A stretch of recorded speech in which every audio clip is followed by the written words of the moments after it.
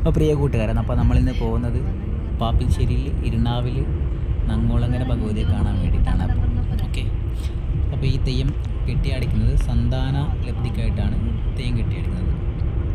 അപ്പോൾ ഈ സന്താന ലബ്ധിക്ക് വേണ്ടിയിട്ടുള്ളവർ വർഷാവർഷം ഒരു നേർച്ച നൽകും. അപ്പോൾ അങ്ങനെയാണ് ഈ തെയ്യം കെട്ടിയടിക്കുന്നത്.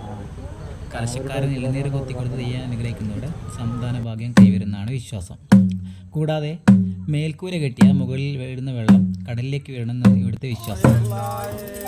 മാത്രമല്ല ഇവിടെ ഇപ്പോൾ നമ്മളിപ്പോൾ പോയാൽ കാണാൻ സാധിക്കുന്നത് സാധാരണ കാവുകളിലെ പോലെ ചെണ്ട അതുപോലുള്ള മറ്റു വാദ്യോപകരണങ്ങളൊന്നും തന്നെ ഇല്ല. അതുപോലെ തന്നെ വീക്ക്, പിന്നെ അതുപോലെ തന്നെ ദേവിയുടെ ചിലപ്പിൻ്റെ ആ ഒരു ശബ്ദം അത് മാത്രമേ ഉണ്ടാവൂ കേട്ടോ. പിന്നെ അതുപോലെ ഈ കാവ് സ്ഥിതി ചെയ്യുന്നത് വെറും ഒരു എന്താ പറയുക വള്ളിക്കാടുകളുടെ നടുവിലൊക്കെയാണ് സ്ഥിതി ചെയ്യുന്നത്. പിന്നെ വിളക്ക് വെക്കാനൊരു മൺതറിയും വള്ളിക്കാട്ടിലെ നാഗസ്ഥാനവും മാത്രമേ ഉള്ളത്. തെയ്യാട്ട സമയങ്ങളിൽ സ്ഥാനികരെത്തി വിളക്ക് കൊളുത്തും. ചുരുങ്ങിയ സമയം മാത്രമാണ് തെയ്യത്തിൻ്റെ ചടങ്ങുകൾ നടക്കുക.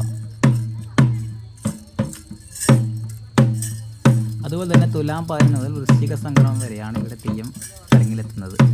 പിന്നെ കൂടാതെ കുട്ടികൾ അരിയോല അരിഞ്ഞിട്ട് ദേവിയുടെ മുടിയുടെ മുകളിലേക്ക് എറിയും. അതൊക്കെ ഒരു ചടങ്ങിൻ്റെ ഭാഗമാണ്.